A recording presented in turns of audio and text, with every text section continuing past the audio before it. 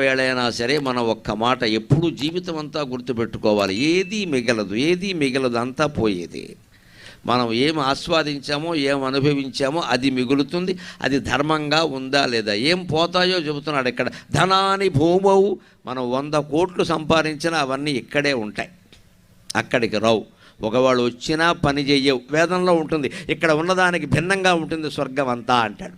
అందుకని ఇక్కడ పసుపు రంగు బంగారం మనం వాడితే అక్కడ వాళ్ళు నీలం రంగు బంగారం వాడతారు. మా స్వర్గంలో వాడేది నీలం రంగు బంగారం అయ్యా, నువ్వు పసుపు రంగు బంగారం పట్టుకొచ్చావు, మరి దీన్ని అసలు వాడరానట. వాడతాం అని లోపల చూపించట. డ్రైనేజీ కాలువల మీద మూత పెట్టడానికి ఈ బంగారం వాడుతున్నారు. ఇప్పుడు మన బంగారం ఎందుకు పనికొస్తుందండి? అందుకే ఒకలా అయితే పనికొస్తుంది, శాస్త్రం చెబుతున్నమాట. ఆ బంగారాన్ని, ఆ డబ్బుని ఇక్కడ పేద సాధలకి దానం చేస్తే అది ఎక్స్చేంజ్ రూపంలో, పుణ్యం రూపంలో అక్కడికి వస్తుందండి ఖచ్చితంగా. అంతిమంగా పండగ వేళైనా సరే మనం